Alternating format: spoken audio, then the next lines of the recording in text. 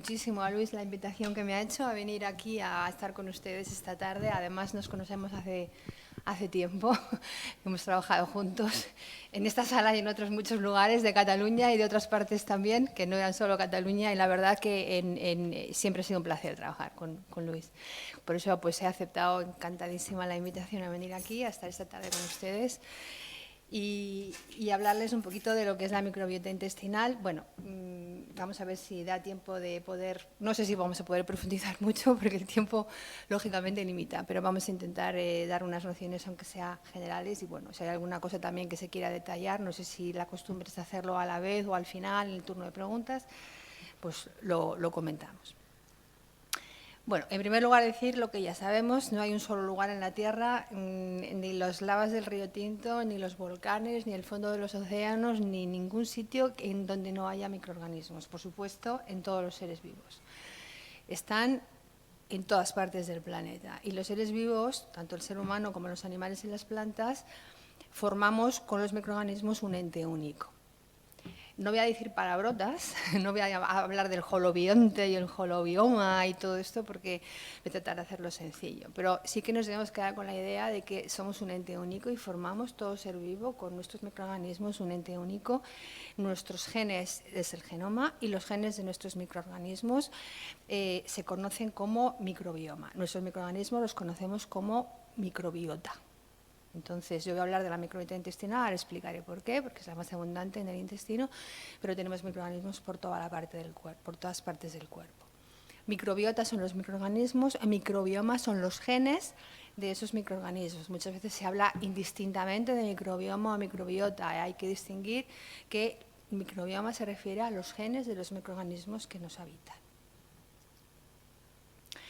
Bueno, el ser humano ha evolucionado a lo largo de la historia, como bien sabemos, ha afectado o impactado por muchos factores, factores ambientales, por supuesto, el clima, la situación geográfica, factores de alimentación. La alimentación ha sido fundamental en la evolución del ser humano y los microorganismos que le han acompañado desde el principio de los tiempos. Esto ha hecho que al final tengamos una, como dije antes, una unión con nuestros microorganismos, formamos un ente único. Esos que me gusta hacer el símil en la película de Alejandro Amenábar, los otros, esos que nos habitan, que no los vemos, pero que en este caso están vivos, están con nosotros.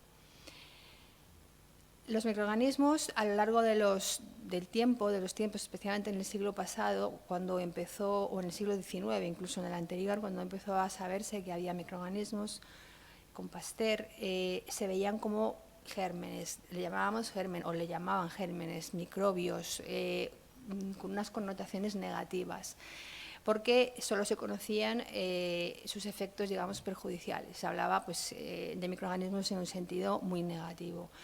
Ya en el siglo XX empieza a verse que algunos microorganismos son beneficiosos y que tenerlos con nosotros en nuestro cuerpo nos produce bastantes beneficios, porque además digamos que nos protegen de otros perjudiciales o patógenos. Ya en el siglo XX empieza a cambiar un poquito el concepto, empiezan a aparecer los probióticos a mediados del siglo XX hacia el final, el concepto probiótico, el concepto de microorganismos beneficiosos. Y hoy día ya, pues en el siglo XXI, estamos hablando ya de algo, digamos, más amplio. Estamos hablando de microbiota, microbioma, cuando hablamos del conjunto de microorganismos y sus genes, en un sentido mucho más positivo. Estamos hablando de un microbioma o de una microbiota comensal, una microbiota que nos resulta beneficiosa, que en algunos casos puede ser oportunista y puede volverse infectiva y puede invadirnos, pero que en general en un individuo sano, en una persona sana, con una salud intestinal correcta, nos va a producir beneficio. Entonces ahora ya pues hablamos de microorganismos en un sentido mucho más beneficioso y mucho más genérico. Como decía nuestro premio Nobel Ramón y Cajal, nada parece más trascendental. He quitado las gafas, perdón, sin gafas ya no veo nada, tengo que volver a leerlo, pero nada parece más trascendental en bacteriología que el conocimiento de las bacterias infecciosas y nada más secundario que el de los microbios inofensivos. No obstante, si estos desaparecieran, bien pronto el planeta sería inhabitable para el hombre. Es decir, es un nuevo concepto en que ya los microorganismos de nuestro cuerpo no tienen por qué ser perjudiciales, sino que hay muchos beneficiosos que necesitamos.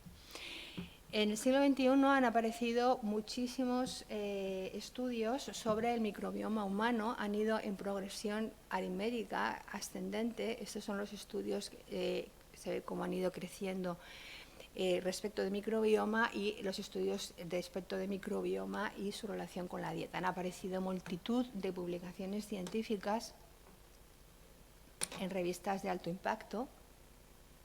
No, si le doy al ratón no señala. Han aparecido, como digo, multitud de trabajos científicos en revistas de alto impacto sobre el microbioma. Y vamos a ver un poco de qué está compuesto el microbioma. Yo creo que voy a levantarme porque necesito mirar la pantalla y creo que si no va a ser difícil. Intentaré no moverme mucho. Bueno. Sí.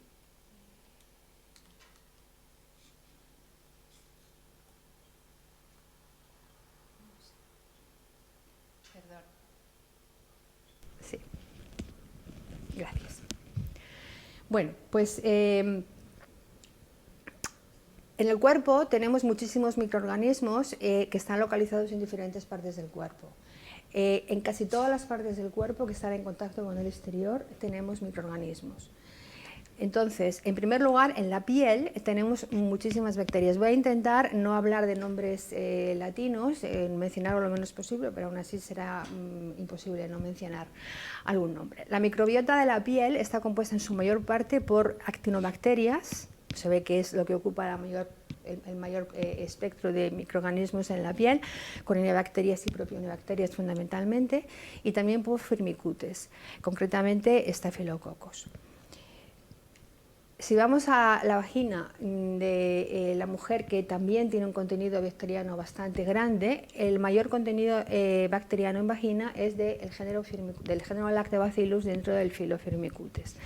Entonces son lactobacillus en su mayoría. Por supuesto también puede haber levaduras, puede haber otros microorganismos, pero en su mayoría son del género Lactobacillus. Pero donde más microorganismos tenemos es en el tracto digestivo. En el tracto digestivo, desde la boca hasta la última parte del colon. Por ejemplo, en la boca ya tenemos bastantes microorganismos, en el esófago, en el estómago también tenemos bastantes menos, porque la acidez del estómago no deja lógicamente sobrevivir los microorganismos, pero también hay.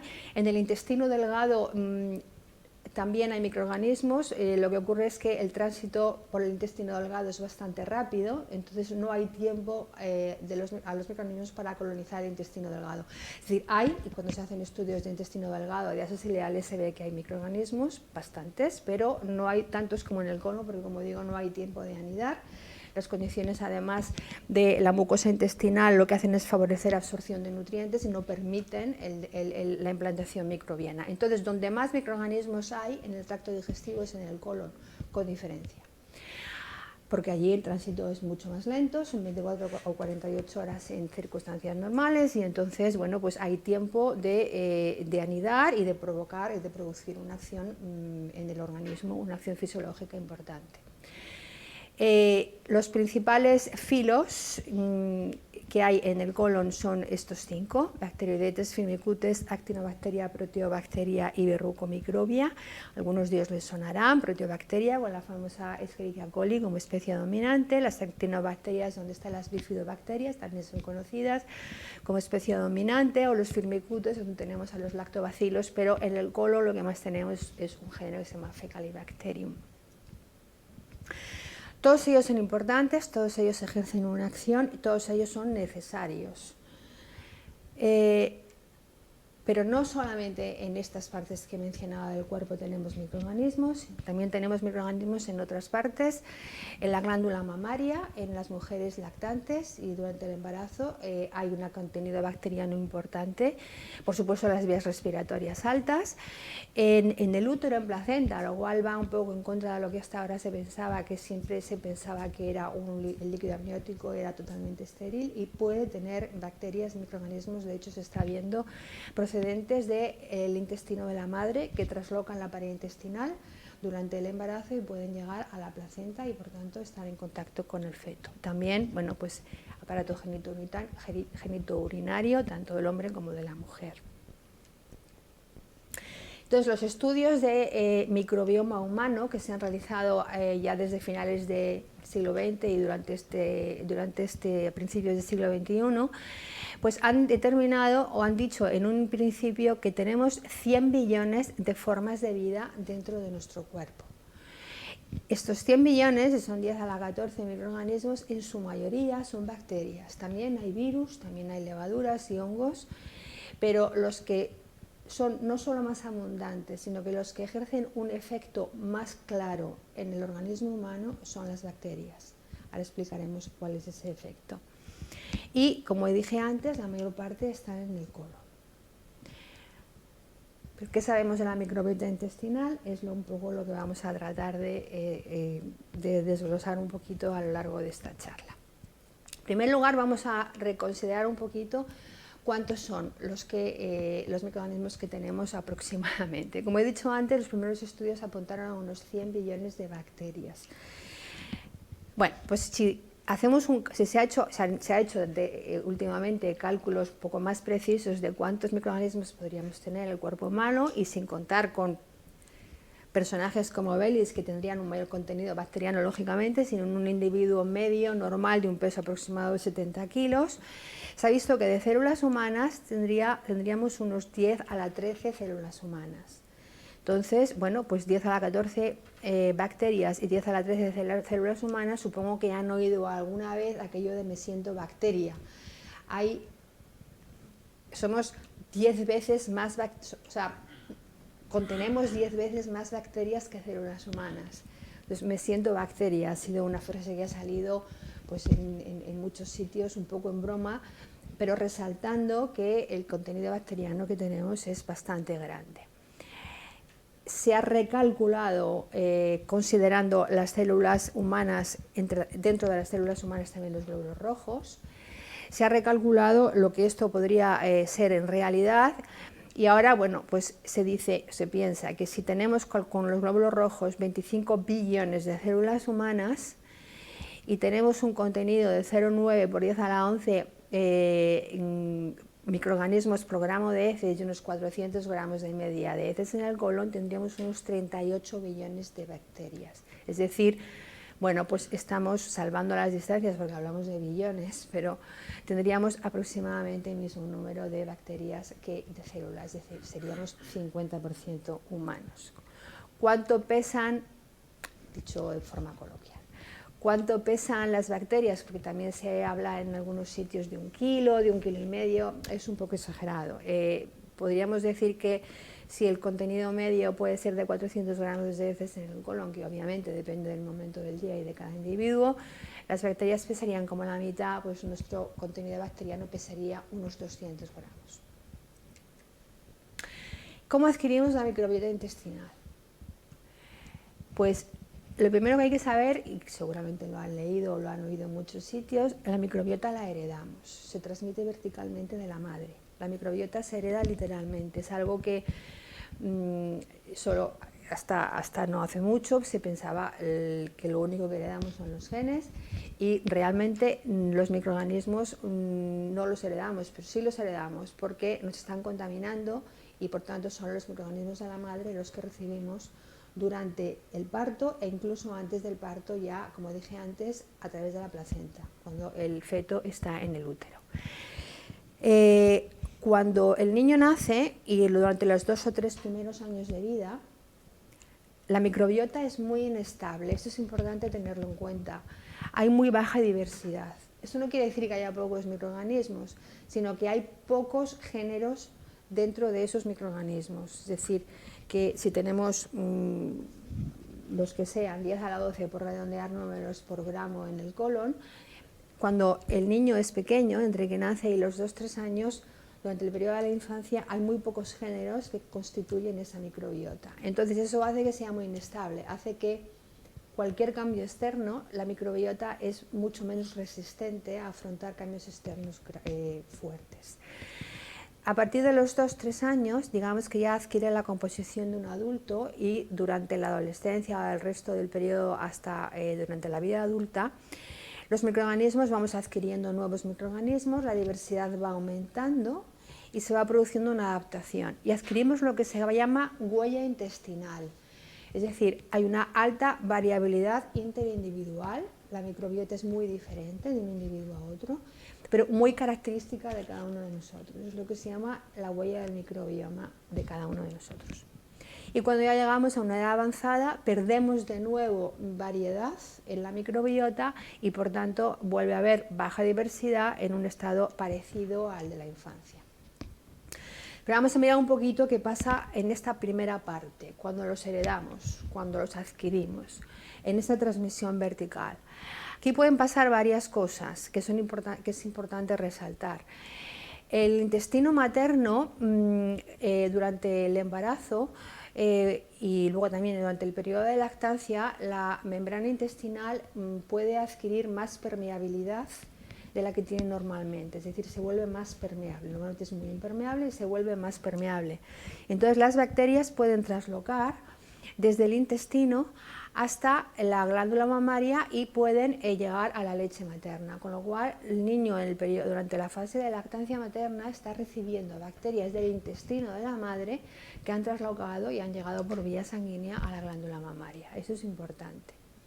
De hecho, esto se ha visto, porque se ha visto que la leche materna tiene bacterias. En muchos casos, haciendo estudios filogenéticos, se ve que son las mismas cepas que en el intestino, o al menos las mismas especies.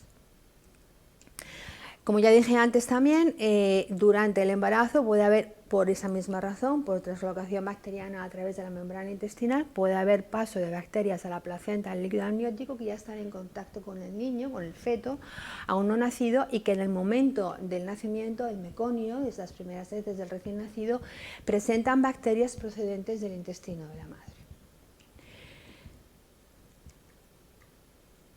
Pues bien, adquirimos los microorganismos en el momento del nacimiento. Una cosa que se me olvidó y también es importante decir es esto, el tipo de parto. El tipo de parto es importante porque depende de que sea un parto vaginal o de que sea un parto por cesárea. La microbiota inicial del recién nacido es distinta. Si es parto vaginal, lógicamente se contamina con lactobacilos, que son la microbiota predominante de la vagina materna, y si es una cesárea, se va a contaminar con microorganismos de la piel de la madre o de los superarios de las personas que están ayudando en el parto, y es bastante diferente.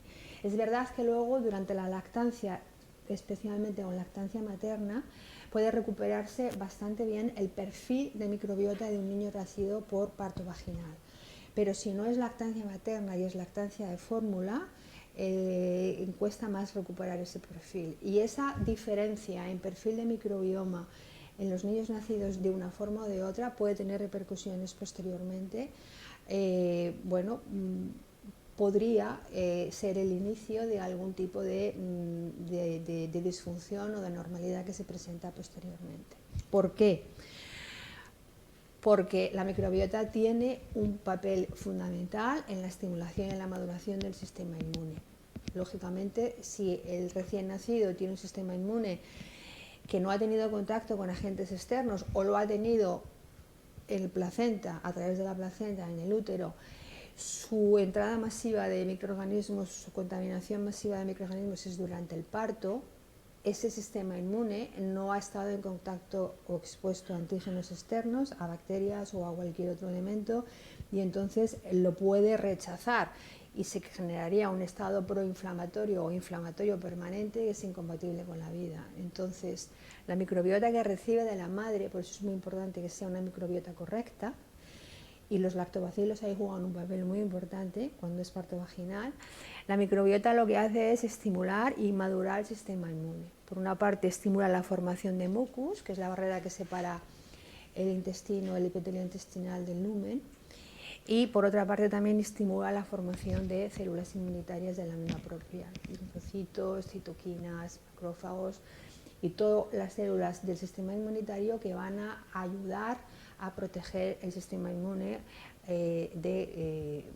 o sea, a defender nuestro organismo de agresiones o de antígenos externos. No tienen que ser agresiones, antígenos simplemente de la alimentación o las propias bacterias. Entonces son las bacterias las que ayudan a que el sistema inmune las reconozca no como elementos extraños, sino como elementos propios, y aprende a reconocerlas y se madura adecuadamente. Si esto no funciona bien, puede ser el origen de enfermedades posteriores. Es lo que llamamos periodo crítico. Este periodo, desde el momento del nacimiento, incluso antes, vamos a decir desde el momento del nacimiento, pero insisto, el antes también puede ser importante. Desde el momento del nacimiento hasta los 2 años de vida, muy especialmente el primer año de vida, es crítico para que el sistema inmune se madure correctamente y luego no haya, como puede ocurrir y ahora se está relacionando, la aparición de enfermedades inflamatorias, enfermedades crónicas como Crohn, alergias respiratorias, alergias alimentarias, determinados tipos de enfermedad autoinmune que pueden tener su origen en una mala maduración o incorrecta maduración del sistema inmune, por una incorrecta población de microbiota. La microbiota también lo que hace es defendernos frente a patógenos externos. Esta es una fotografía real de epitelio y mucosa, esa sería la mucosa. Esa sería la lámina propia, toda la parte del sistema inmune, es fotografía real de bacterias en el colon, y lo que hace es crear una barrera para evitar que los patógenos adhieran a la mucosa e invadan, es decir, crean un efecto barrera físico. También lo que hacen es, pues bajando el pH o compitiendo por lugares de adhesión a membrana, impiden la adhesión de patógenos, pero además también hay un efecto físico de barrera de defensa frente a patógenos. Y luego está lo que también se ha dado en llamar sistema eje cerebro-intestino-microbiota, que está ahora estudiándose mucho, ya lleva unos años estudiándose mucho, y que es un eje que relaciona el cerebro con nuestro intestino y nuestra microbiota. Todos sabemos que en situaciones de estrés, sobre todo de estrés sostenido, de ansiedad crónica, de depresión, de estrés sostenido, estamos produciendo corticosteroides, señales que manda el hipotálamo para la producción de corticosteroides como el cortisol. El cortisol puede entrar en la membrana, atravesar la membrana y puede entrar en el lumen intestinal, y ahí lo que puede hacer es cambiar las condiciones de subsistencia de la microbiota que hay en el intestino. Cambia la motilidad intestinal, produce periodos de diarreas, estreñimientos. Eso lo que hace también es cambiar la permeabilidad y hacer que las bacterias intestinales pues, puedan entrar en lámina propia y producir inflamación a través de citoquinas proinflamatorias, que lógicamente van a ir a través del sistema vascular al cerebro. Por otra parte, la microbiota produce sustancias neurotransmisoras como la serotonina, que es lo que conocemos como hormona de la felicidad. No lo produce la serotonina, induce la producción de serotonina. También ácido gamma aminobutírico, también ácidos grasos de cadena corta. Todos esos son neurotransmisores. Si la microbiota está alterada por la presencia de corticosteroides, de cortisol, por ejemplo, si la microbiota está alterada, se producen menos neurotransmisores. Al producirse menos neurotransmisores, hay un déficit de neurotransmisores llegando al cerebro, bueno, pues un déficit de hormonas como la serotonina. Entonces, este eje, que es circular, el cerebro impacta en el intestino y la microbiota a su vez impacta en el intestino, es lo que se ha llamado en llamar eje cerebro-intestino-microbiota, y si es incorrecto ese balance, ese ciclo, puede dar lugar a alteraciones cognitivas, porque es un círculo vicioso. Si hay situación de estrés, hay más producción de cortisol, la microbiota se altera, menos neurotransmisores, es un círculo. Desarrollo cerebral pre y postnatal muy importante, y antes decía que después del parto, durante los primeros meses de vida y hasta el año es periodo crítico, pero antes también. Ya en el útero el feto puede estar sometido a estrés materno y por tanto a glucocorticoides y a inflamación. Por supuesto, la alimentación de la madre es muy importante. Por supuesto, la ingesta de antibióticos de la madre es muy importante. Después del parto también hay una influencia no solo emocional para el desarrollo del cerebro, que es muy importante, pero que no, evidentemente no no puedo pararme ahora, pero es muy importante la influencia emocional, pero también, lógicamente, la alimentación del niño y los antibióticos. La ingesta excesiva de antibióticos, los niños que están enfermos porque su sistema inmune aún no está maduro y están cogiendo infecciones continuamente, se está continuamente dando antibióticos, es muy malo porque esos antibióticos están provocando alteraciones en su microbiota intestinal y eso está viendo ahora que puede tener efectos posteriores importantes. Y por supuesto durante la vida de adulto, es lo que he dicho. Hay muchas cosas que nos influyen de nuestra vida cotidiana y que nos crean estados de ansiedad o estrés. Eso va a influir en nuestro intestino, con otras muchas cosas que también influyen en nuestro intestino y de nuevo vamos arriba. Es el eje cerebro-intestino-microbiota. Otra cosa que hace la microbiota, hemos hablado del sistema inmune, defensa patógenos, eje cerebro-intestino-microbiota, es decir, impacto en función cognitiva. Otra cosa muy muy importante es cómo influyen en nuestro metabolismo. Nosotros hay componentes de la dieta que no podemos digerir, no tenemos enzimas, los humanos no tenemos enzimas para digerirlos y solo pueden digerirse por la microbiota intestinal.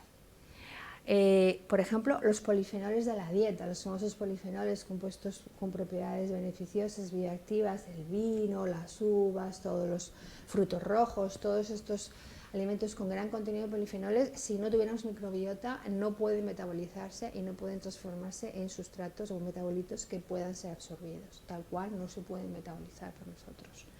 Entonces es importante la microbiota. También, por supuesto, sintetizan algunas vitaminas que nosotros no podemos sintetizar y degradan los hidratos de carbono complejos no digestibles, eso es lo que llamamos la fibra alimentaria. Esto es muy importante porque esto interviene muchísimo en lo que llamamos la homeostasis metabólica del intestino. Esto es una foto de cereales integrales. Bueno, pues sería lo que estamos llamando, esto y más cosas, lo que estamos llamando fibra alimentaria. Entonces, la fibra alimentaria, como digo, no tenemos enzimas que la puedan digerir y entonces va íntegra hasta el colon. Y en el colon se produce una lenta fermentación por las bacterias del colon, que lo transforma en monosacáridos, es decir, azúcar simple, que se absorbe y se acumula en el hígado o en el músculo como glucógeno, pues para que nos sirva de reserva energética para nuestra actividad diaria. Y también en ácidos grasos de cadena corta, es este AGCC, son ácidos grasos de cadena corta, que son sobre todo el acético, el propiónico y el butírico. El acético y el propiónico, los tres se absorben al 90%. El acético y el propiónico intervienen en nuestra fisiología en procesos de gluconeogénesis y lipogénesis, y el butírico es el que proporciona energía a los colonocitos del epitelio intestinal. Es absolutamente fundamental para tener un epitelio intestinal sano y con una permeabilidad, o mejor dicho, con una impermeabilidad íntegra que sirva de barrera y que impida la entrada de alergenos, bacterias invasoras, etcétera. Entonces, estos ácidos grasos son muy importantes y muy importante es el butírico. Es, como mencionaba antes, lo que llamamos homeostasis metabólica. Esto no podría hacerse si no fuera porque tenemos microbiota y muchos de estos ácidos grasos, sobre todo, como digo, el butírico, son fundamentales para que nuestro epitelio intestinal esté sano. Un paso muy rápido por la fibra, porque todos sabemos lo que es. La fibra soluble, la fibra insoluble, las inulina, pectinas están en muchos productos naturales, la insoluble también, trigo integral, verduras, la miel, la leche materna, que a lo mejor es muy conocido también. La leche materna tiene oligosacáridos, por eso es muy importante también la lactancia materna, porque esos oligosacáridos lo que hacen son servir de nutriente para la microbiota del niño recién nacido, y por eso es por lo que al final puede acabar asimilándose, en el caso de un parto por cesárea, puede acabar asimilándose a un parto vaginal. Las leches de fórmula hoy día ya integran muchos de estos oligosacáridos para producir este mismo efecto. Bueno, pues estas cuatro grandes funciones que he mencionado, recuerdo, empecé por la inmunológica, defensa contra patógenos, la función cognitiva y la homeostasis metabólica. Cuando está todo en perfecto equilibrio es lo que llamamos normobiosis. Cuando hay alguna distorsión por alguna razón externa, que puede ser estrés, que puede ser estilo de vida inadecuado, que puede ser alimentación inadecuada, que puede ser una ingesta excesiva de antibióticos, que pueden ser muchos factores externos, se puede producir una disbiosis, es decir, una pérdida de diversidad microbiana. Normalmente estamos en normobiosis en el intestino, microbiota en equilibrio con nuestro intestino y con todas las funciones. Si se pierde por alguna causa externa, hablamos de disbiosis, que lo que es una pérdida de diversidad. En vez de tener un ecosistema microbiano muy completo, con una gran diversidad de géneros y de especies, que van siempre a ser más fuertes para resistir cambios externos agresivos, si perdemos diversidad, hacemos una microbiota mucho más débil y más difícil de resistir cambios externos agresivos. Entonces, no es bueno tener disbiosis, obviamente. Y de hecho, la disbiosis se ha relacionado con un montón de enfermedades. Bueno, aquí sale de 105, no sé si esto es un poco exagerado, pero muchas enfermedades. Lógicamente, si hay pérdida de diversidad microbiana, somos más sensibles, susceptibles a infecciones, bueno, las enfermedades, las alteraciones cognitivas que mencionaba anteriormente, a enfermedades autoinmunes, bueno, otro tipo de enfermedades también, como cáncer, que antes mencionaba Luis, enfermedad inflamatoria intestinal, enfermedades metabólicas, sobrepeso, obesidad, que se ha relacionado mucho con la microbiota. ¿Cómo se estudia esto? Pues estudiado utilizando animales libres de microorganismos, ratones libres de microorganismos que nacen en condiciones asépticas por cesárea y que no tienen microorganismos ni en su exterior ni en su interior, ni en su tubo digestivo.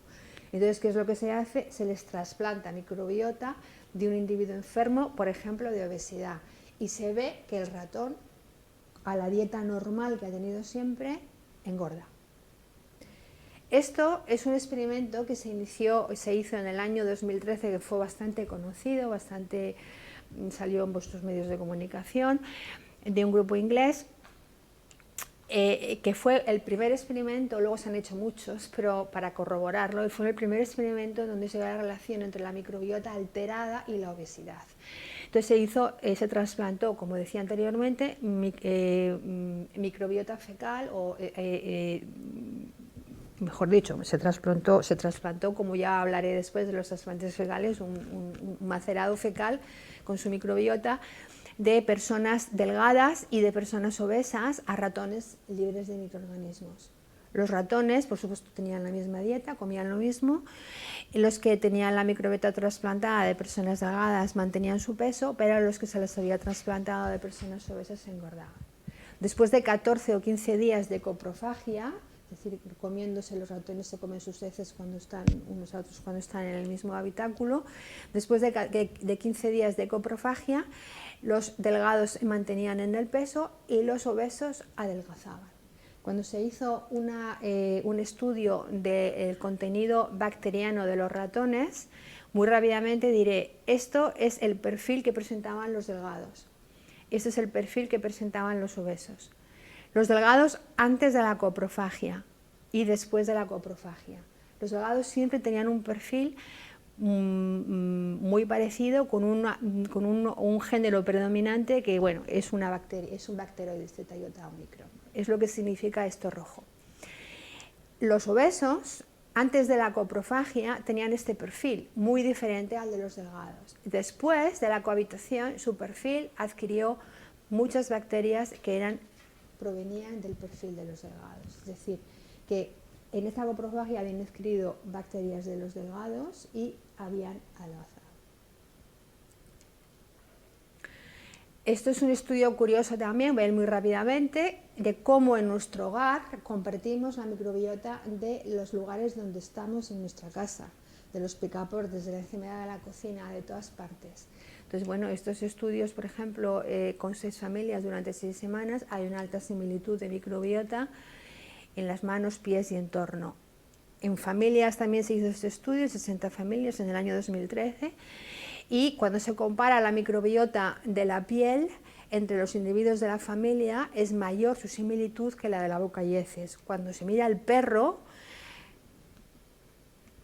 también, lógicamente, se comparte la microbiota con el perro, especialmente en la de la lengua y la piel. Si tenemos una microbiota del hogar y una microbiota familiar, podríamos hablar a lo mejor de una microbiota de obesidad familiar. Podría ocurrir que en familias de padres obesos los hijos sean obesos, no solo porque coman mucho y mal, que seguramente ocurre porque es probablemente un hábito de esa familia, sino que también a lo mejor están compartiendo una microbiota que es más recuperadora de energía que la microbiota no alterada. Y en una dieta normal están recuperando más energía. Probablemente esos individuos nada más no tienen una dieta normal, pero cuando se les pone a dieta, a régimen, a dieta de adelgazamiento, al poco tiempo vuelven a engordar porque su microbiota, a la que se les ha implantado ya en el intestino, es una microbiota alterada con más capacidad de recuperar energía.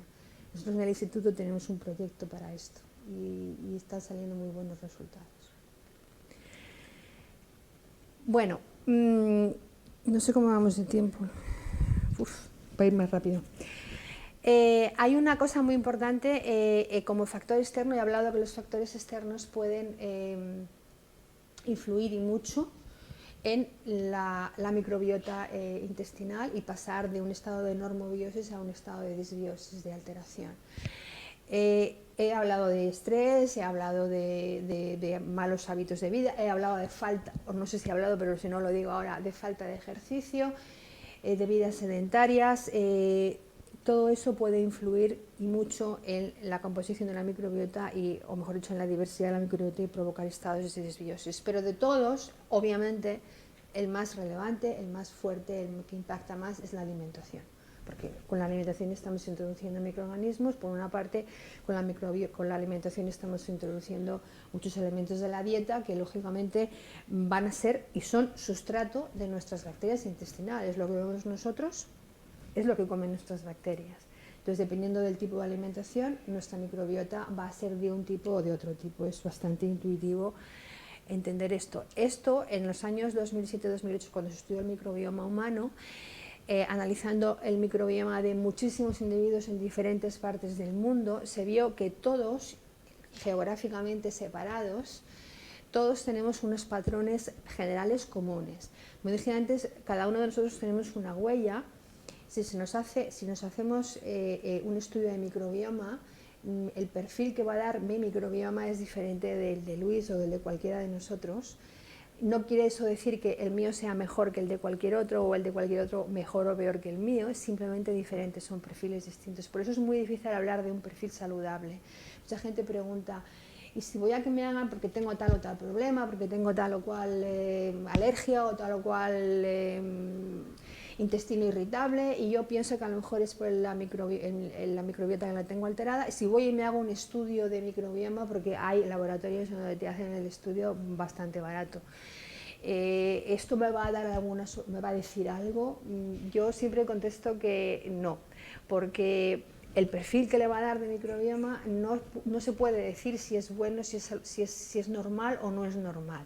Lo que sí se puede hacer es, y entonces hay que hacer un seguimiento en el tiempo de esa persona, es desde un momento cero hasta un momento el que sea, ver si ha ido cambiando de alguna manera en función de una serie de factores, es decir, pues ahora has tenido una alteración, ahora tienes una alteración o no, pero en un momento determinado una foto fija no dice absolutamente nada.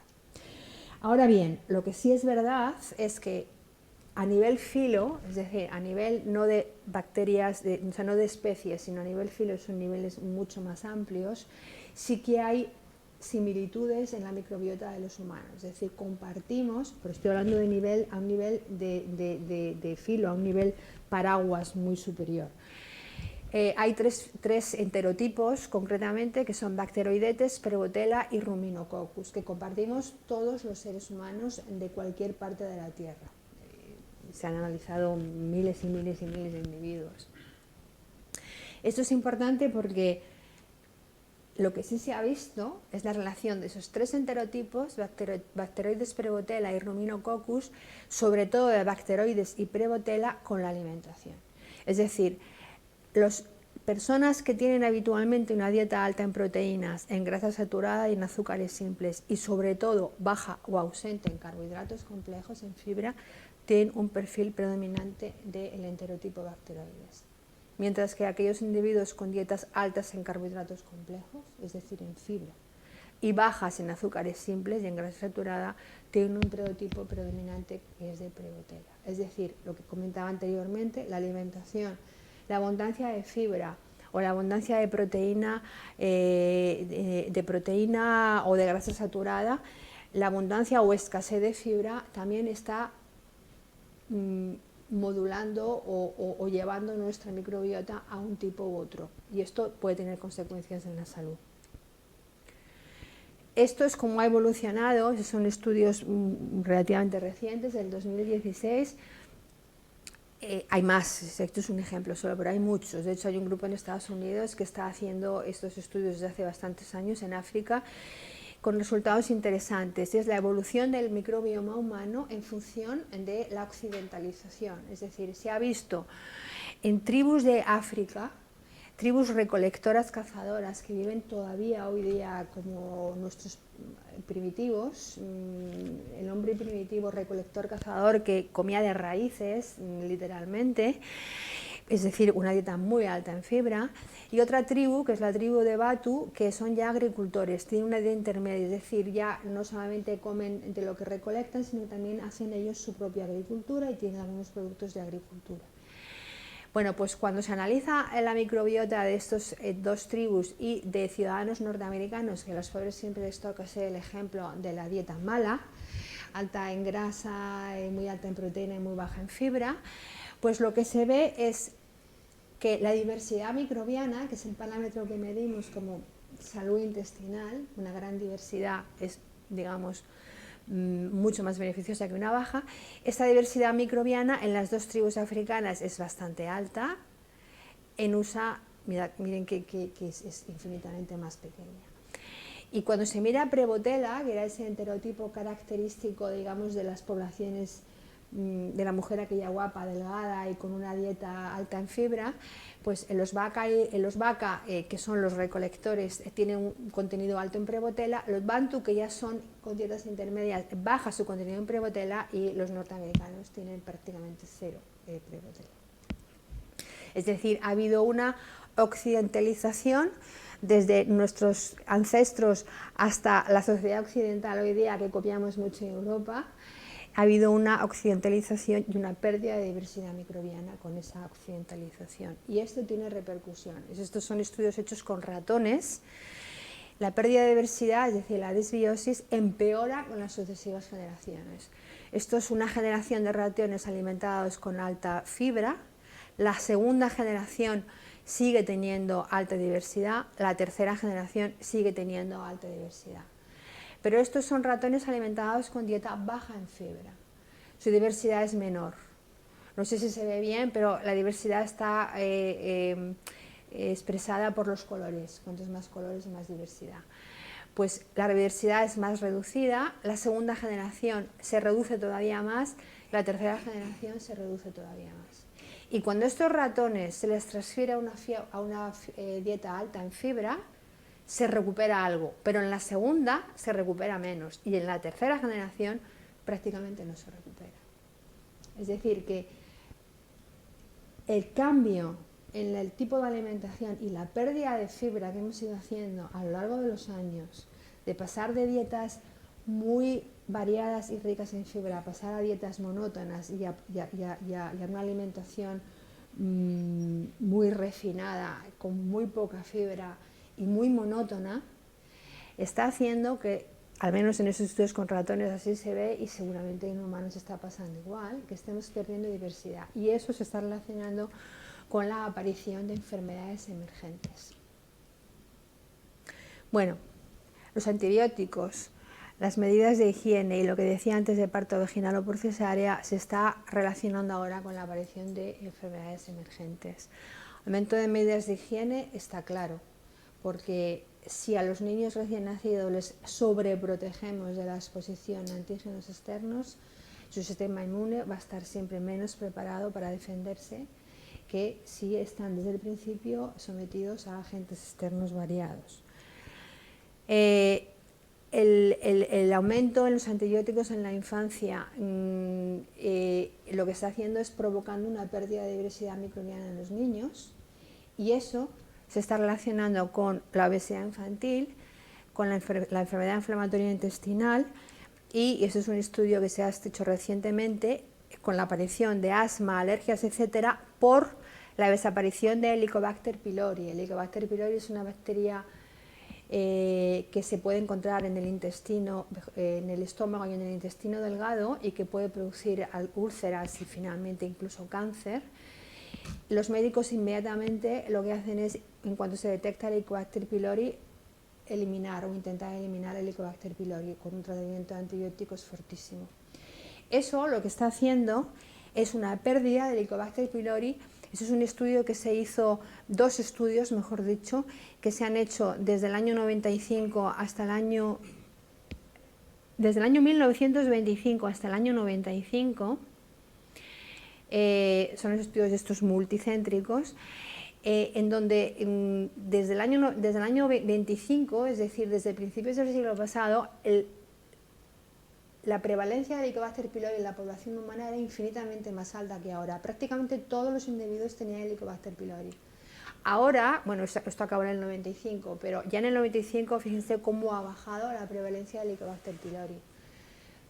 Por un lado, porque se contamina Helicobacter de madre a hijos, y luego ya no se contamina en la etapa adulta. Y durante el principio, las medidas de higiene han aumentado tanto al principio de la vida que la contaminación es mucho menor. Por otra parte, porque se elimina en cuanto se detecta. Los médicos tienden a eliminarlo. Hay mucha controversia ahora, yo no soy médico, si aquí hay un médico que lo sabrá seguro mucho mejor que yo, pero hay mucha controversia ahora sobre si es bueno o no es bueno eliminar el Helicobacter pylori, porque es verdad que se ha reducido la incidencia de cáncer de estómago, pero aparece cáncer de esófago porque aumenta el reflujo ¿cómo se dice? Esofagástrico. Bueno, aumenta el reflujo, bueno, como se diga, el reflujo.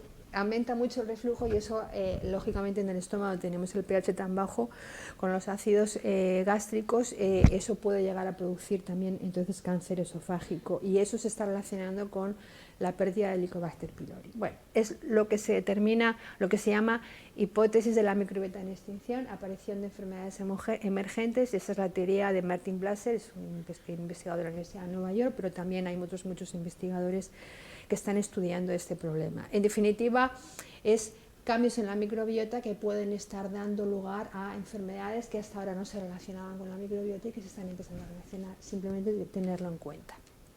¿Qué hacemos?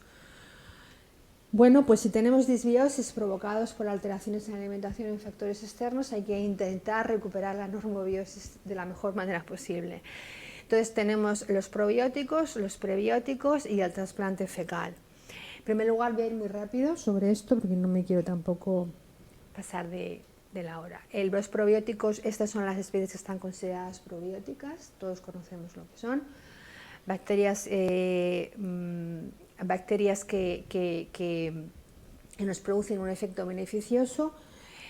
Estas son las más conocidas, estas son nuevas porque son del microbiota intestinal y se están estudiando ahora para utilizarlos como probióticos. No me voy a extender aquí, de otras cosas, porque sus actividades beneficiosas son las mismas que las que he comentado antes para la microbiota intestinal, porque son bacterias que tenemos en el intestino.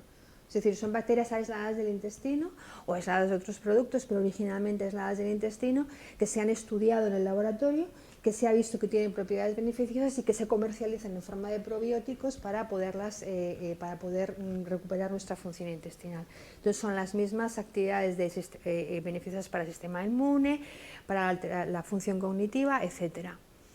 Los prebióticos también sabemos lo que son sustancias no digestibles que van a modular nuestra microbiota intestinal, pueden ser de síntesis enzimática, y de hecho son de síntesis enzimática en muchos casos, pero en muchos casos también están en fuentes naturales, por ejemplo los galacto-oligosacáridos, que como decía antes están en la leche materna, o los fruto-oligosacáridos como la inulina, que se encuentran también en cebolla, espárrago, etc. ¿Cómo actúan? Fundamentalmente regulando apetito y saciedad, bajando el pH, porque se producen ácidos grasos de cadena corta por la microbiota intestinal con esos prebióticos como sustrato. Este pH ayuda a la absorción de minerales como el calcio y también ayudan a reducir la inflamación intestinal. Pero básicamente es porque sirven de sustrato a la microbiota intestinal y esto produce ácidos grasos de cadena corta, neurotransmisores, etcétera, y entonces todo lo que mencioné anteriormente que al final se transforma en un efecto beneficioso. Y los trasplantes fecales cuando ya no podemos hacer nada porque la microbiota está tan alterada, las diarreas, las alteraciones intestinales son tan grandes que no podemos realmente hacer ya mucho, entonces se recurre al trasplante fecal.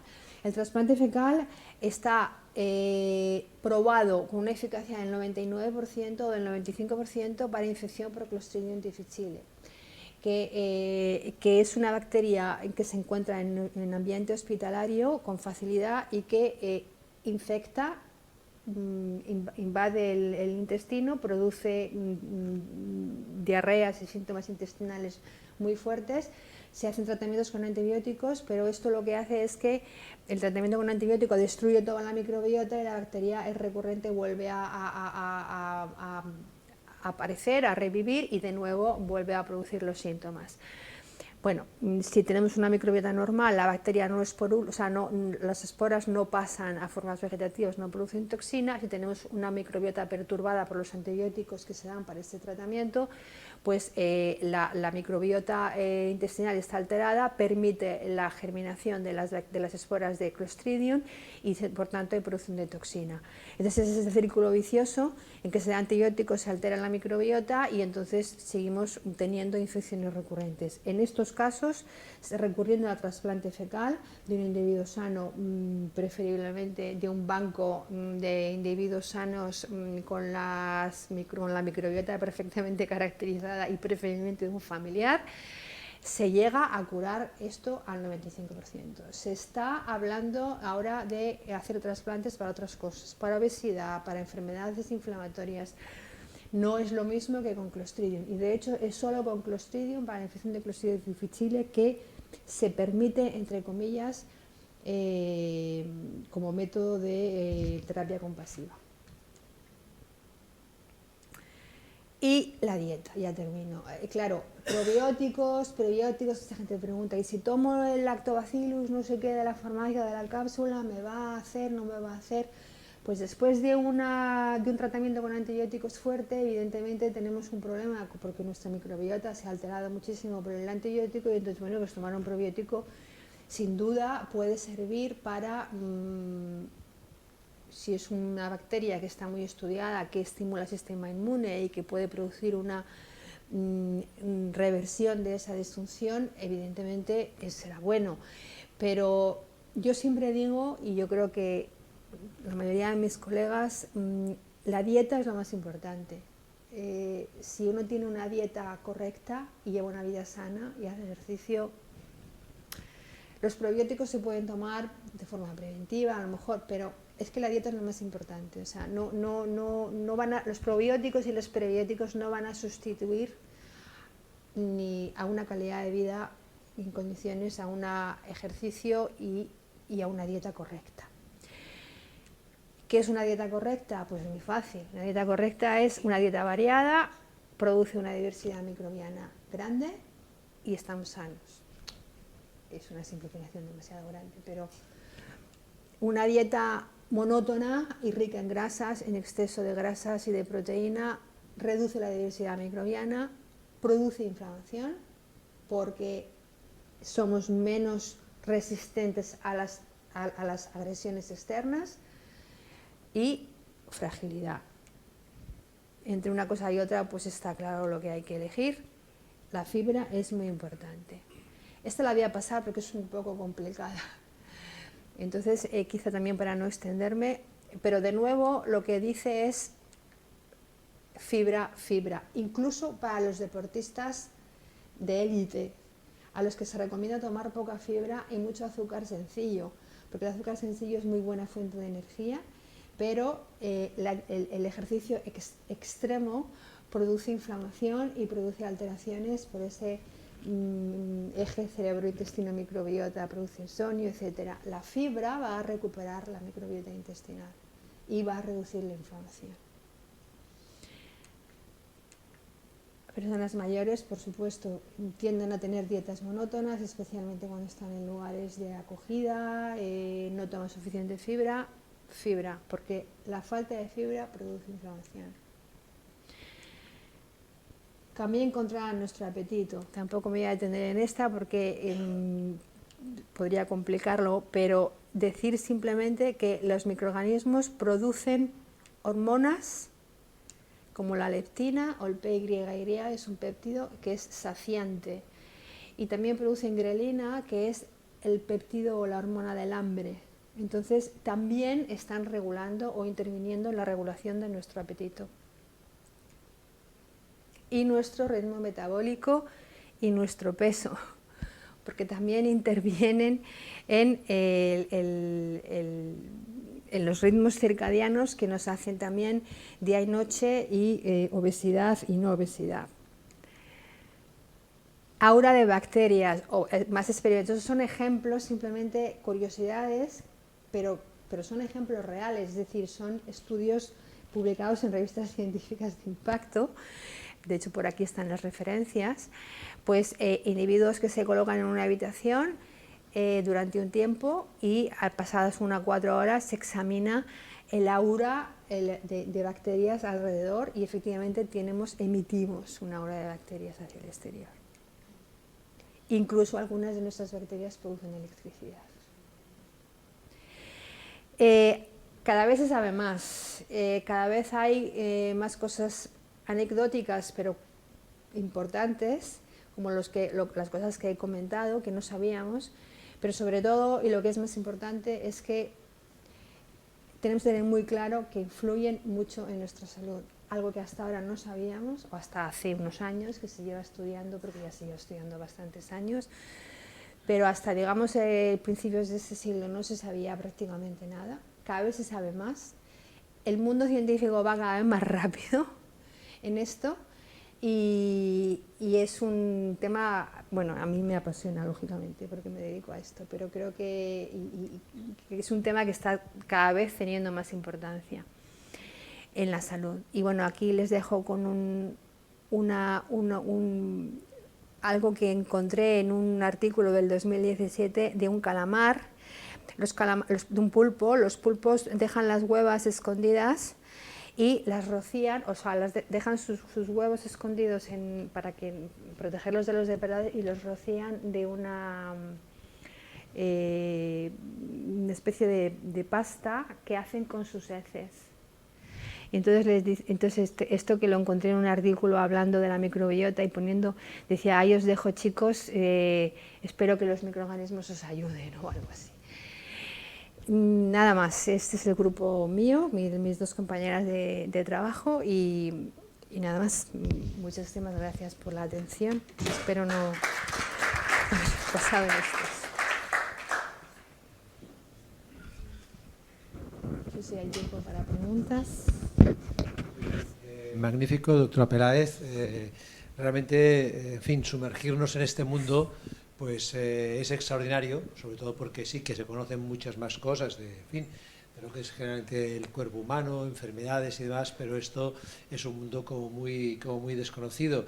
Yo tan solo quería decir, como comentario anecdótico, que hace unos años se puso de moda, sobre todo con el tema de la estética, al menos en Barcelona, en Madrid no sé, pero al menos en Barcelona, que no hacer el parto natural, sino hacer el parto por cesárea, porque evidentemente eso significaba, porque además que tú podías programar cuándo querías tener el niño y demás, pero claro, esto evidentemente significa un desconocimiento importante, por lo que hoy acabamos de aprender, o sea, esa transmisión de microbiota a través de lo que es el parto tiene unas consecuencias u otras. Entonces, bueno, pues realmente es sorprendente, llama la atención cómo esos estilos de vida que no tan solo influyen en lo que es la propia alimentación y demás, también por cuestiones de carácter estético te encuentras con esta cuestión de que no, vamos a programarlo, hacemos cesárea y demás y tal, cuando realmente eso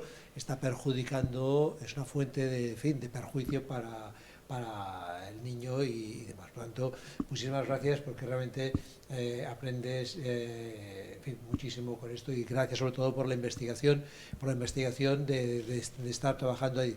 Lo que sí que quiero indicar es que algunas de estas cuestiones que nosotros, en fin, que conocemos como el tema del danacol, esto de los bífidos en los yogures y demás, bueno, en buena medida todo eso salen de este tipo de investigaciones y algunas de las patentes respecto a esto han salido concretamente del CIAL y del grupo de la doctora Peláez y demás. En fin, ¿tienen ustedes las preguntas y demás? Hola. La primera sería una reflexión, porque se me ocurre que con todos los alimentos que nos entran y la cantidad seguramente de miles de bacterias, de especies distintas que nos entran, que tiene que haber realmente un proceso de selección a lo largo de, pues, desde la boca, estómago con pHs diferentes, para que al final lleguen aquellas que en principio pueden adaptarse mejor a nuestro organismo. Esto sería una reflexión. Y la pregunta, claro, en casos en que por uso de antibióticos pues la microbiota desaparece o con enfermedades, diarreas, problemas gastrointestinales, claro, teniendo en cuenta la importancia que tiene la microbiota para nuestro organismo, se entiende que el proceso de recuperación tiene que ser muy rápido. Yo pensaría en días u horas, ¿puede ser? Sí, el proceso de recuperación Gracias. Sí, gracias. El proceso de recuperación en una persona normal, que en cualquier caso está en un momento no normal porque está afectada de una diarrea o ha tenido que tomar antibióticos con una infección, el proceso de recuperación es relativamente corto, es decir, en pocos días efectivamente se puede recuperar la microbiota. Otra cosa es que puede haber algún otro tipo de problema añadido, como puede ser una inflamación subcrónica o algún otro problema añadido que le impide recuperar la microbiota rápidamente. Pero si no, lo normal es recuperar en pocos días, evidentemente. O sea, el organismo se adapta muy rápidamente. En los individuos adultos la microbiota es muy resiliente. Se utiliza esa palabra para definir una microbiota que ante un proceso de alteración importante, una vez que para ese proceso, una vez que ese factor para, recupera otra vez el perfil que tenía anteriormente. Entonces, los que quedan, evidentemente hay una destrucción grande cuando hay antibióticos, pero los que quedan son muy resilientes para volver otra vez a establecer una comunidad similar a la que había anteriormente. Pero siempre, si no hay algo detrás que está impidiendo eso, por ejemplo, una inflamación a lo mejor latente que no se conoce o algún tipo de... Pero si no, sí, si no la recuperación es relativamente rápida. Los probióticos ayudan, muchas veces se aconseja, pero a veces sin probióticos también. Lo normal es que se recupere. Hay diferentes sistemas de alimentación. Se ha hablado de la dieta paleolítica, de la dieta alcalina. Indudablemente, de paleolítica es muy variada, porque desde distintas tribus se centra en hidratos de carbono y en otros en grasas y proteínas. Por lo tanto, no hay una dieta. No obstante, ¿cuál sería el consejo de la dieta que fuera mejor para nuestras condiciones de vida de ciudadano estándar, observando que hace 10.000 años que pasamos a hidratos de carbono y leche? Entonces, ¿existe una dieta más recomendada para cuidar la microbiótica? La fibra. Es que la fibra, dieta alta en fibra, es que cuando pasamos a la dieta, o sea, cuando pasó el hombre en el neolítico a la agricultura y empezamos a ingerir, o empezaron a ingerir productos de agricultura, pasando de una dieta, efectivamente, raíces, luego carne, pero cuando empezó la agricultura y empezó a consumirse alimentos basados en la agricultura, no nuestro organismo, nuestra microbiota se adaptó a eso. O sea, es que uno de los argumentos de las dietas paleo y de otras dietas basadas en nuestros ancestros es que nuestro organismo no ha pasado los suficientes años desde entonces para que se adapte a una dieta basada en agricultura en hidrato de carbono. Nuestro organismo no. Es verdad que nuestros hidratos de carbono complejos nosotros no los podemos digerir, pero nuestros microorganismos sí. y que nuestros microorganismos los puedan digerir, porque su adaptación a esa dieta en aquel momento es mucho más rápida que la de nuestro genoma, eso ha hecho que ahora sean los principales utilizadores de los hidratos de carbono complejos, es decir, de la fibra, que ahora podemos consumir. Y eso es tremendamente beneficioso para nosotros por todo lo que he dicho. Por todos los ácidos grasos de cadena corta que nos ayudan a mantener la salud intestinal, porque están ayudando a modular y a mantener un sistema inmune en equilibrio. Entonces, ellos se nutren de ese hidrato de carbono complejo que nosotros no digerimos. Entonces, los argumentos de la dieta paleo yo los respeto, pero no los comparto. Es verdad que nuestro organismo no se ha acostumbrado al hidrato de carbono, pero nuestra microbiota sí. Y entonces, ¿qué dieta recomendaría para nuestra microbiota? Toda aquella que haga que nuestros microorganismos puedan utilizarlo fácilmente. Por ejemplo, el hidrato de carbono complejo. Una dieta alta en proteína no es beneficiosa porque nuestra microbiota degrada también proteína y está produciendo amoníaco y está produciendo compuesto nitrogenado que llega a producir nitrosamina y llega a ser productor de cáncer. En la última parte del intestino, en el colon, la microbiota es mucho más proteolítica, es decir, es más fermentativa, hidroliza el hidrato de carbono en el colon ascendente y en el transverso. La última parte es mucho más proteolítica, el pH del colon ascendente es inferior porque es más fermentativa, la parte última del colon, el colon descendente, es más proteolítico, el pH es más alto, por eso hay mucho más cáncer del colon. Entonces, la dieta alta en proteína no es beneficiosa, la dieta alta en grasa no es beneficiosa, entre otras cosas porque tiene un impacto directo en el peso y además también produce inflamación intestinal, la grasa per se. La grasa per se produce inflamación intestinal. Entonces se produce endotoxemia metabólica, hay una serie de alteraciones.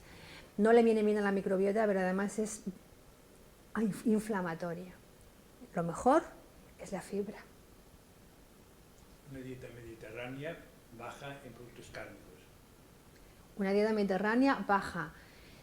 Sí, baja en producto cárnico en el sentido en carne roja, que es muy proteica. Claro.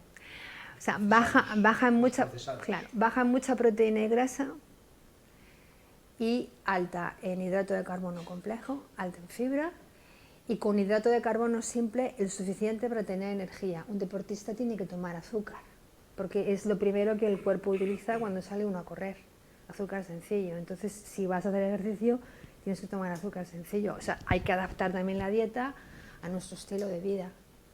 Pero claro, un deportista toma azúcar simple, los Isostar, que son minerales, pero también, o las barritas, es energía directa, es azúcar simple, es energía directa porque necesitáis salir a correr o hacer deporte, pero es que lo gasta inmediatamente. Entonces, tenemos que adaptar nuestra dieta también a nuestro estilo de vida, si es sedentario, si es de ejercicio, tenemos que adaptarla, pero de forma genérica, alta en hidrato de carbono complejo, es decir, alta en fibra, es muy recomendable, porque es muy beneficioso para la microbiota, y baja en proteína y en grasa saturada, aunque la grasa también está muy demonizada y a lo mejor no tiene que estar tan demonizada. Es el azúcar simple ahora nuestro principal enemigo.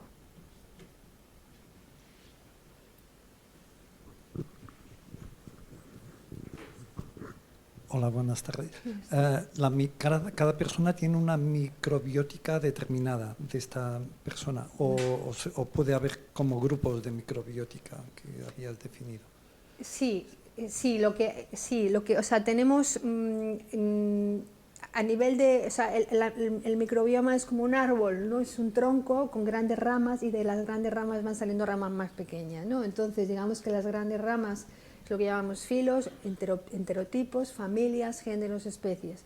Si vamos al nivel de especie, tenemos una microbiota diferente de unos individuos a otros. Si vamos al nivel de filo, que son las ramas grandes, de las que luego se diversifican las otras ramas, si vamos a nivel de filo o de enterotipos, entonces sí tenemos filos comunes, son esos 5 que decía, o enterotipos esos 3 que decía. Entonces digamos que tenemos un nivel de diferencia o de similitud en función de que estemos en el árbol, en las ramas más grandes o en las ramas más pequeñas que se van diferenciando. Y para los trasplantes, para recuperar una microbiótica, no sé, sería bueno tener, o sea, las muestras, ¿cómo se conservan las muestras? Porque uno podría tener muestras de su microbiótica por si algún día las necesita. Sí. De hecho, hay gente que lo está haciendo. Vale.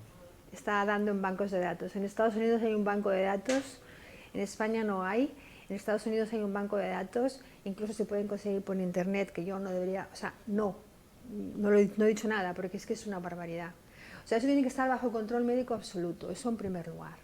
En segundo lugar, no se debe utilizar y no se debe ni siquiera plantear al médico en otros casos que no sean Clostridium difficile, porque ahí es donde ha dado muy buenos resultados y es realmente muy mala calidad de vida la que tienen estos pacientes. Pero no para ninguna otra cosa. Para ninguna otra cosa no hay evidencia científica todavía suficiente. Y desde luego, si uno quiere hacer un trasplante, incluso en estos casos de Clostridium, que son realmente casos muy graves, porque la gente tiene muy mala calidad de vida, siempre con control médico en hospital, por supuesto, y o bien con bancos de datos muy conocidos, o bien, que es lo que hacen los médicos, microbiota de un familiar, porque también el problema que están teniendo los trasplantes fecales es que todavía no están legalizados, como digo, salvo en situaciones de medicina compasiva, cuando no se puede hacer otra cosa, porque es muy difícil caracterizar la microbiota de un donante en un banco. Es muy difícil, aunque sea un estudio de un perfil de microbioma, ahí te dicen las bacterias que hay, pero allí puede haber bacterias comensales que luego se vuelven oportunistas, patógenas, y teóricamente pueden ser patógenos. Y tú no lo ves en un estudio de microbioma. Puede haber productores de toxinas y puede haber... Entonces es muy difícil caracterizar una microbiota de un donante para estar completamente seguro que no... Ahora, si no hay más remedio, pero como digo es un caso extremo, se trata de acudir a familiares sanos, que genéticamente también digamos que sean cercanos y que pues que pueda dar una garantía, pero siempre, por supuesto, con un médico en un hospital. O sea, jamás hacer experimentos de ningún tipo con nadie, ni con amigos, ni con nada, porque es que hay casos y casos. Y los trasplantes son inmediatos, o sea, no Sí. se puede congelar todo. Sí se puede. Y de hecho en estos bancos los tienen congelados, sí se puede. El trasplante luego es muy fácil, o sea, de hecho el preparado que se hace es muy sencillo, o sea, es hacer una solución de heces, hacer una centrifugación y ya está. Y luego es eso, o bien por colonoscopia o bien por gastroscopia. Es más fácil, es más eficaz por vía esofágica porque digamos que se va implantando más fácilmente que si es por colonoscopia. Pero es muy sencillo, o sea, es un inóculo que está clarificado, que está limpio, que está centrifugado y está clarificado, pero ya está, o sea, es algo muy sencillo. Pero ya digo, siempre médico, hospital, control médico. Gracias. Y en esos casos,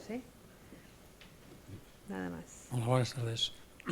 Hablando de las dietas, ahora está de moda la dieta cetogénica, ¿no?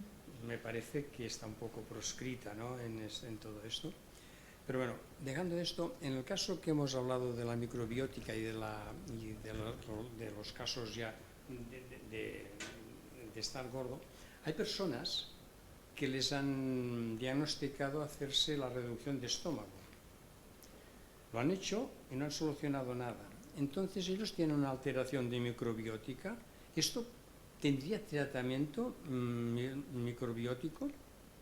El que ellos, después de haberse hecho la reducción de estómago, no han solucionado su condición de obesidad.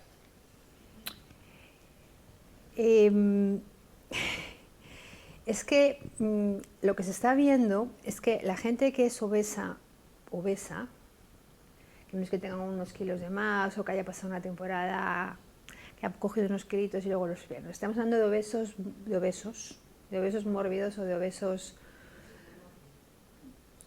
Es que tienen, es lo que comentaba anteriormente, se están haciendo muchos estudios, se han hecho muchos estudios, tienen una microbiota, tienen un perfil de microbiota genérico a nivel de filo, que es lo único que podemos comparar, pero como decía antes, tiene que ser la comparativa a un nivel muy muy de paraguas, muy de nivel de filo, de enterotipo, tiene una microbiota a ese nivel diferente de los individuos no obesos y tiene una diversidad microbiana cuando se hace el perfil de microbiota, ya a nivel de especie también, tiene una diversidad microbiana inferior a la de los individuos normopeso, a los individuos con peso normal. Entonces, hay una alteración microbiana, o sea, se está viendo en muchísimos estudios con obesos que su composición y su perfil de microbiota a nivel de filo es distinto, incluso a nivel de especies tienen menos diversidad microbiana que individuos normales. Eso es un hecho. Lo que se está también tratando de estudiar y de ver es de si esos microorganismos además tienen alteraciones en su metabolismo, es decir, metabolizan la energía de la dieta de forma diferente, o utilizan la energía de la dieta de forma diferente a la microbiota de un individuo normopeso, recuperando más energía de la dieta. Es una microbiota que llamamos obesogénica, una microbiota que seguramente está recuperando de la dieta más energía que la microbiota de un individuo normal. Entonces, si tú te haces una reducción de estómago o te sometes a una dieta estricta, que aunque solamente sea porque reduces la ingesta calórica, adelgazas, es muy probable que luego vuelves a engordar en cuanto vuelvas a una dieta no hipercalórica, por supuesto, sino una dieta normal, se vuelve a engordar y se vuelve a ser obeso. Es lo que llaman las dietas yo-yo. Y eso, lo más probable es que sea porque la microbiota está alterada. En esos casos hay que cambiar la microbiota. Pero el trasplante, insisto, no ha dado buenos resultados, no hay evidencia científica todavía para decir que trasplantando, así como en los experimentos con ratones funcionaba, en humanos no. No hay evidencia científica suficiente. Podría ser una solución, pero no hay evidencia científica suficiente. Sí, pero yo me refería a casos de personas que tenían una constitución normal, por llevar un desorden alimenticio, Sí, entonces, han engordado hasta niveles ya de obesidad, han pasado por ese tratamiento. Entonces, en esto ha habido un proceso, como quien dice, de epigenética.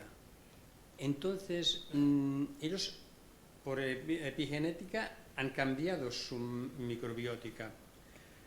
Por todo un proceso, ¿podrían volver a recuperar esta situación primera? Es que es muy difícil, porque si la microbiota ha cambiado su perfil, ya es muy difícil. Es muy, muy difícil, a no ser que se haga una limpia y se meta microbiota de un individuo normal. Pero, insisto, ese trasplante fecal no está recomendado aún en estos casos. Es muy difícil porque, aunque fuera de peso normal, si por las circunstancias que sean, se han prolongado en el tiempo lo suficiente como para que su microbiota pierda la resiliencia, es decir, la capacidad de volver a la situación inicial, y ya ha perdido la resiliencia y por tanto ya ha cambiado el perfil, ya ha cambiado incluso su actividad metabólica, volviéndose más recuperada de la energía, está implantada en el intestino. Es que es muy difícil, es que o la quitas con un tratamiento antibiótico fuerte, como pierda la resiliencia es muy difícil recuperar. Y eso es cuando las circunstancias externas han sido muy graves y durante mucho tiempo. Y han provocado un cambio absoluto. De hecho, la persona engordaba hasta obesidad mórbida. Gracias.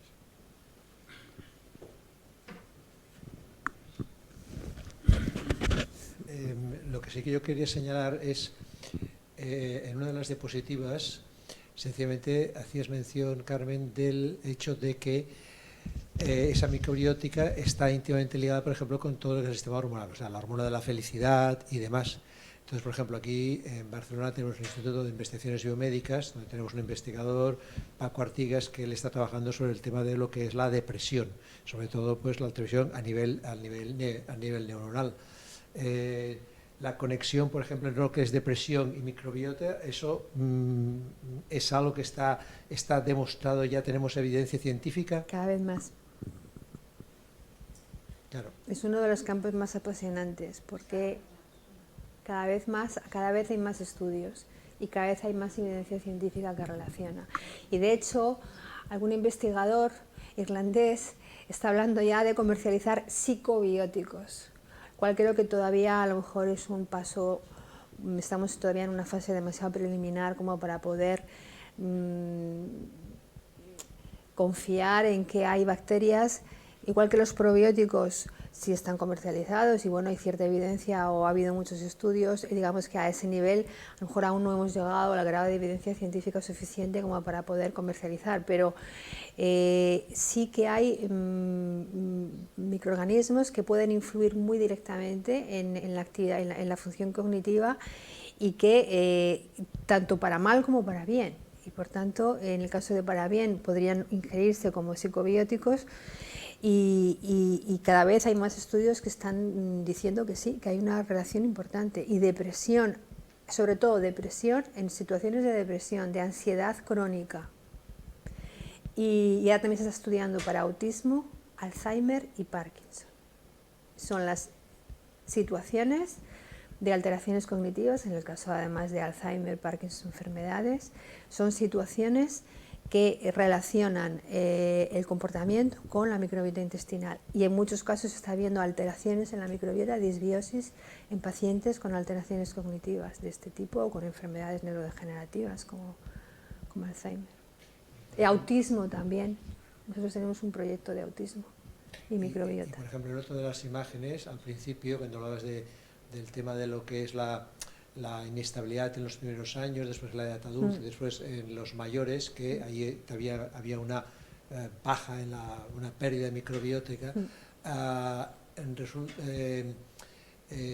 y eso si lo relacionamos con el tema de cáncer de colon, por ejemplo, en la medida en que tú vas perdiendo, a medida que va pasando los años, la microbiota, sencillamente significa que tú necesariamente, por ejemplo, habrías reducido mucho más la ingesta de grasas, porque esa ingesta de grasas, sencillamente, por ejemplo, carne roja y demás, eso produce pues toda esta serie de ácidos, etcétera, que puede alterar mucho más, porque claro, tú tienes, la microbiota está mucho más, tú tienes menos, por lo tanto, esa correlación entre lo que es pérdida de microbiota, porque tú te vas haciendo mayor, evidentemente posibilidad de aumento de cáncer si tú no reduces, por ejemplo, el tema de carnes rojas y demás, o carnes procesadas, y no aumentas, por ejemplo, fibra. Sí. Entonces, esa correlación pienso que realmente es clara y realmente es muy interesante en ese sentido. En fin, pienso que esto es una enseñanza para